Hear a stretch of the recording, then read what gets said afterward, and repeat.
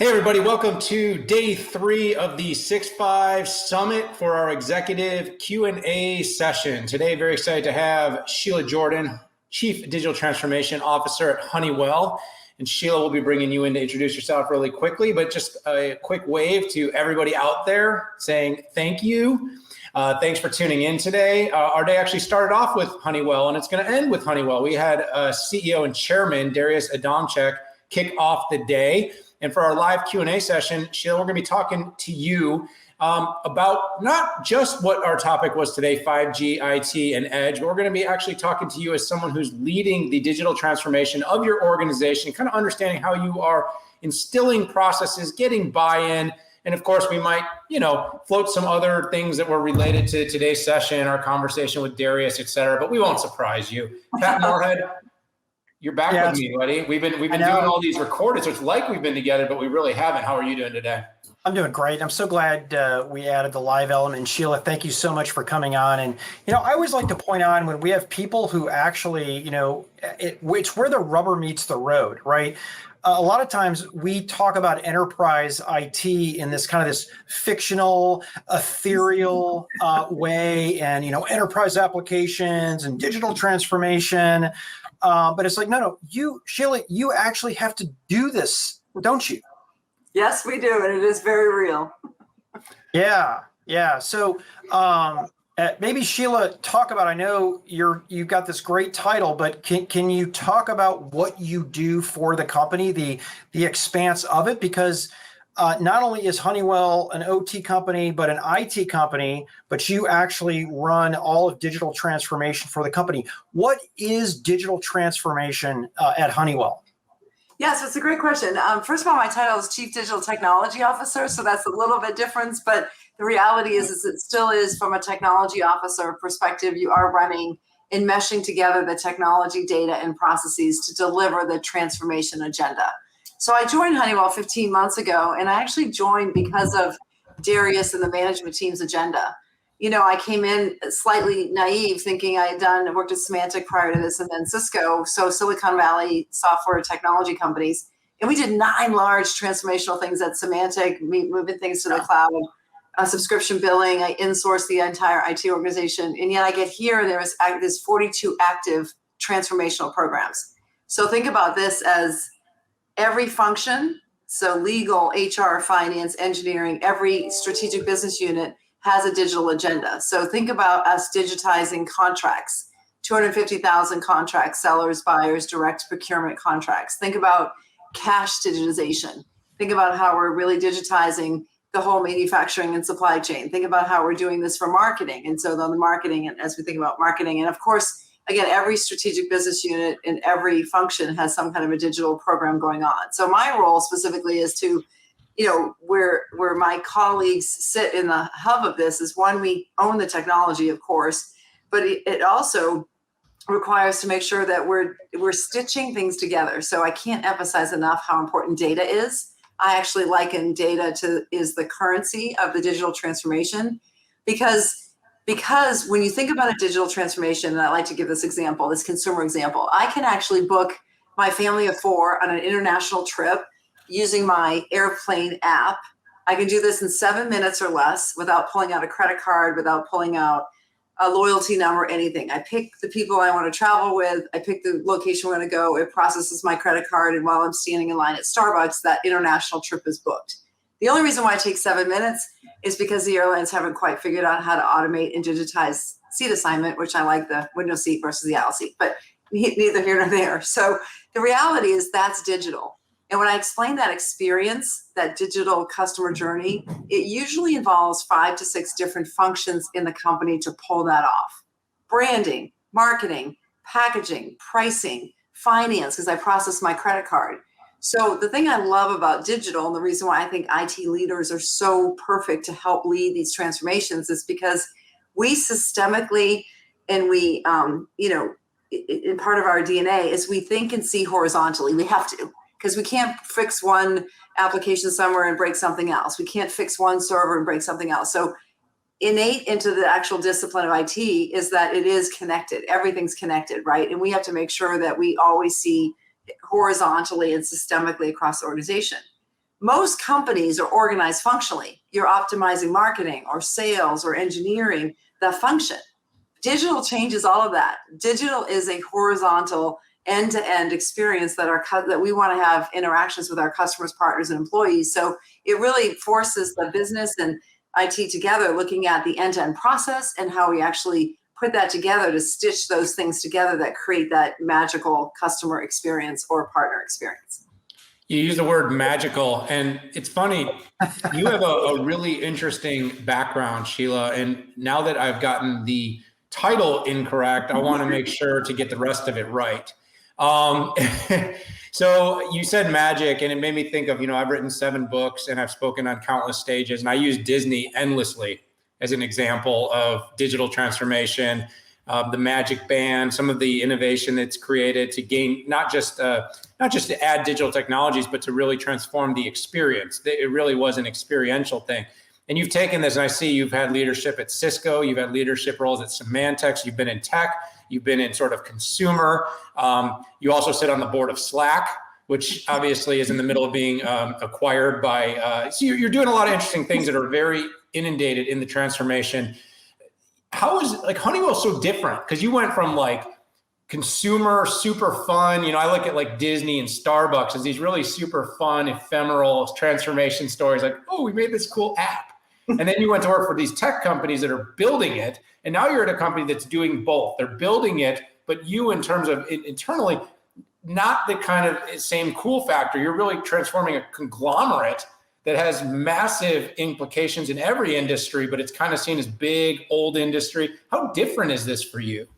Well, it's very different, and it's actually one of the appealing aspects of why I joined. When I actually met with Darius and the management team, the fact that they had such a significant agenda around transformation, they want to transform. The fact that Honeywell is now becoming a software company, we are a software company with our Forge analytics, and where you bring in IT and OT together and really run different aspects of your environment is super exciting. So one of the appeals is that where Honeywell is in the leadership's agenda to where it wants to go.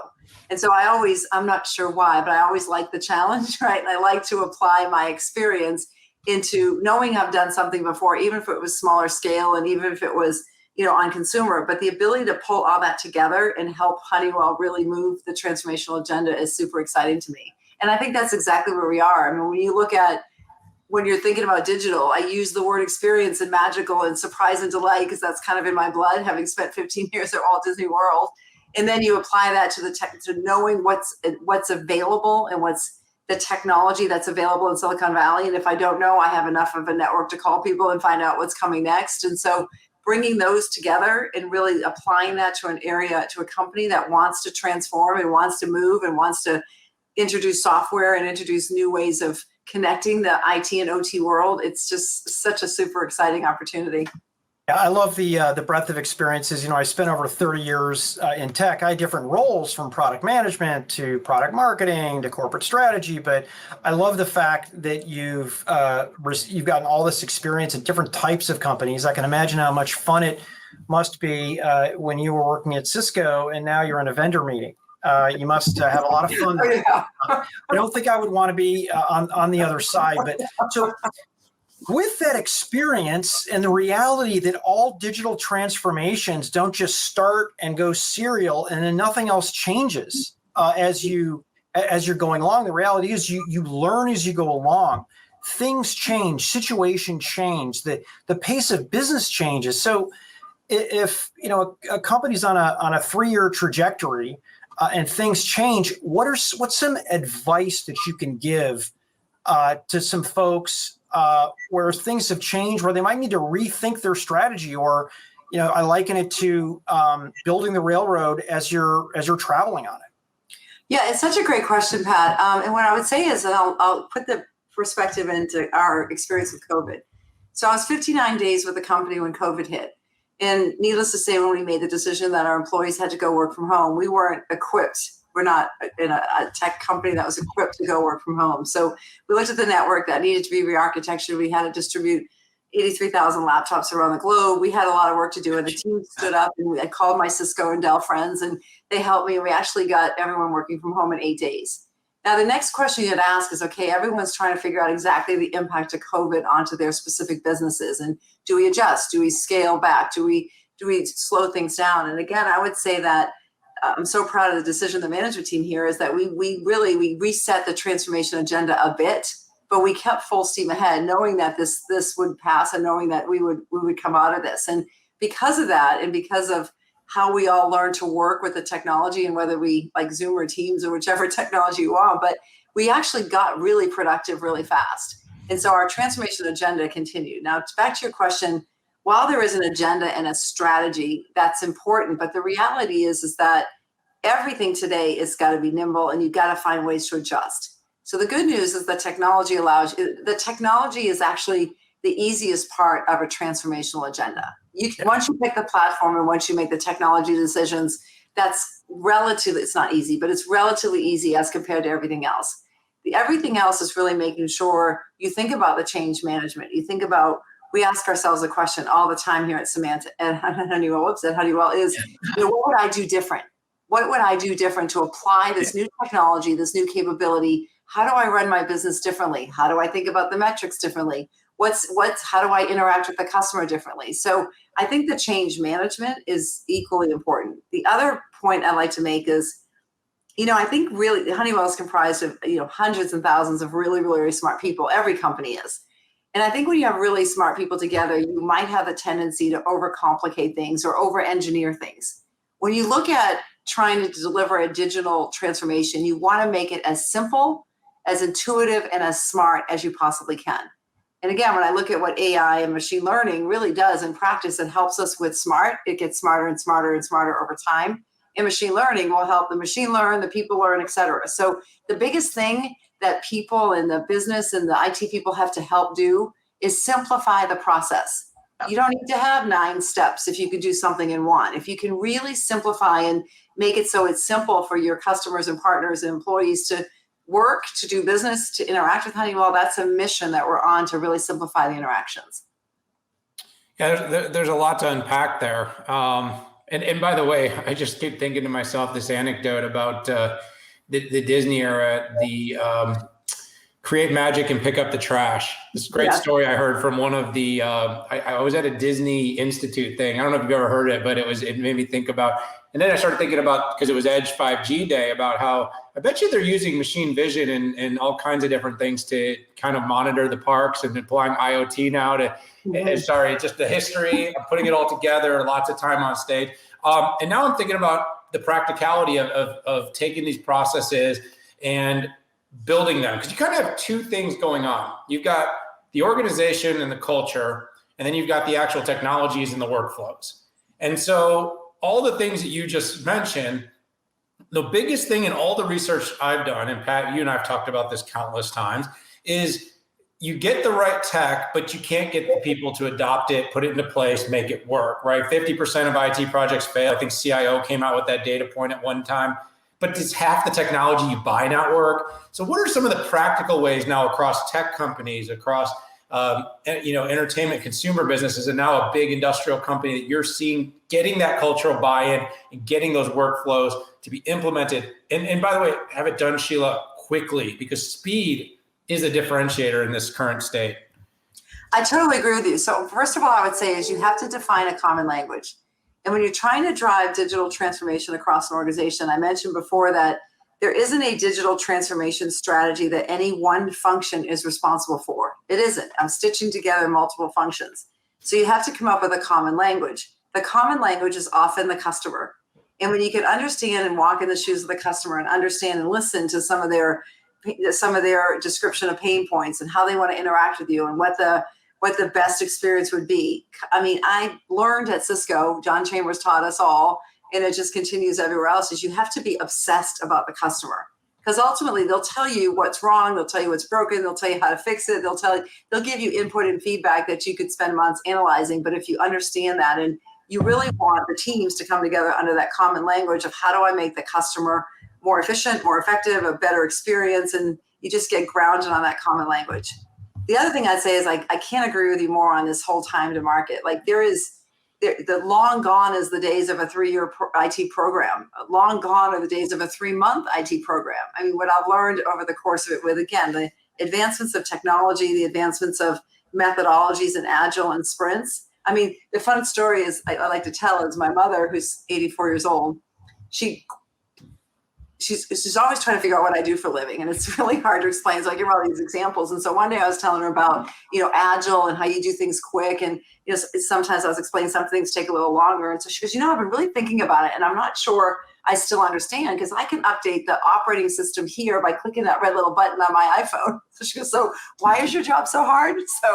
But anyway, the point of that story is that it's real that consumers are okay. Like when you said speed is a differentiator, I think perfection is the enemy of speed, right? If you wait for things to be perfect, you'll miss the market, you'll miss the opportunity to test, you'll miss the opportunity to get something out. And we've all learned as consumers that if that application doesn't have that right functionality right now, it's going to have it in the next release and the next release and the next release. So I would say that you have to, lack of a technical term, but you chunk things up so you can get out fast, test it, see, iterate.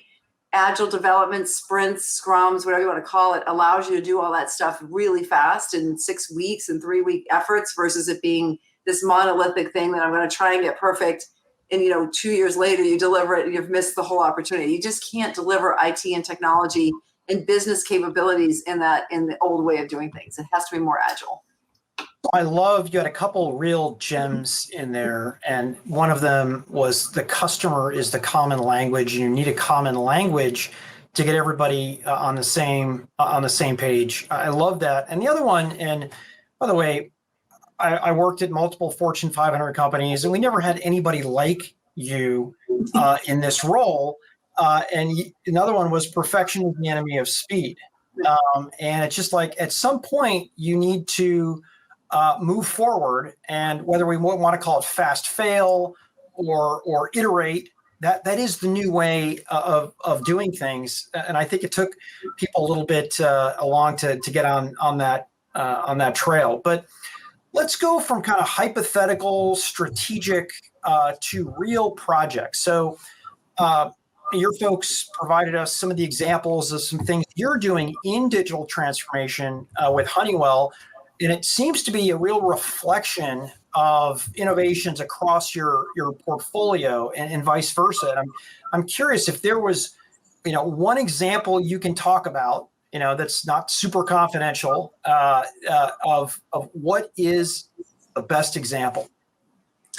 Well, I think there's a lot, but I would say internally, one of the things I'm most excited about, and we just launched June 1st, is our first ever enterprise-wide smart virtual assistant.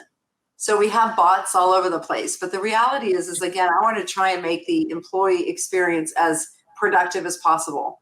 So what the smart virtual assistant does, it's both AI and machine learning based. It literally will take all the questions you normally have as an employee. I want to change my home address. I want to change my password.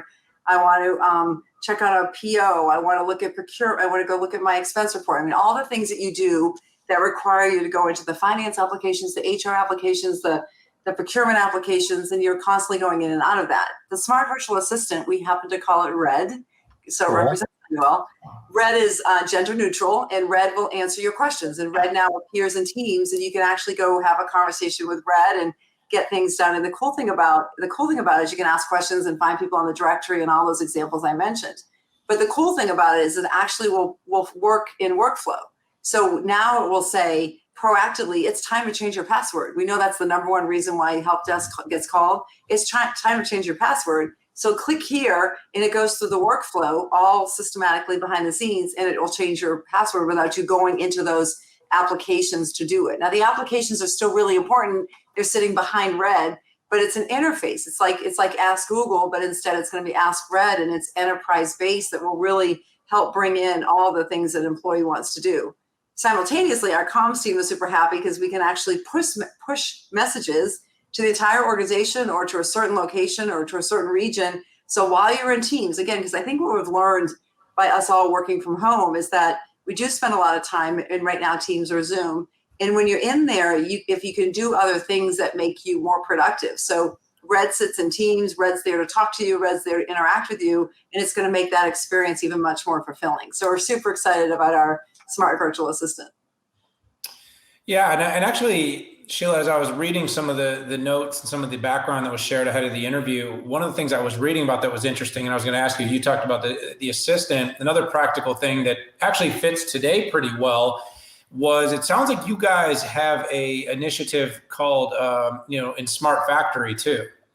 I'm not sure if you feel, you could talk a little bit about that, but, I was reading in the background about some of the investments you're making there. And some of the focus, and it said, 16 of your top manufacturing facilities, you're building common models, and I just figured for our audience today, since we did have a lot of people interested in industrial manufacturing, it sounds like you're also taking some of these processes and some of this automation and these skills that you're taking to the workforce and putting them out into the field. Oh, yeah. So from an external Honeywell producing products and services, innovation here is like a flywheel. I mean, it really is. We're on a flywheel. Like I'm sure you've read about Forge. Forge is our analytics capability that really bring together IT and OT. So let's assume you're a head of real estate and you're running 1,000 locations across the globe. You'll see from the Forge analytics, how everything in that facility is running. What's the sensors? What's the HVAC, cooling? What's going on with servers, everything that's happening. And you can see all this through the analytics, and it even becomes predictive of when we think something could happen. So you're now, we all have our Nest and we all have our Ring technologies that run our homes. Well, now we've got the Forge analytics that can run 1,000 locations across the globe, all vis-a-vis the technology and the analytics. So we're super excited. And that's our big software play is Forge analytics. Back to your other question though, yes, we have smart factory initiatives. Remember, I mentioned earlier that every function in every strategic business unit has a digital agenda.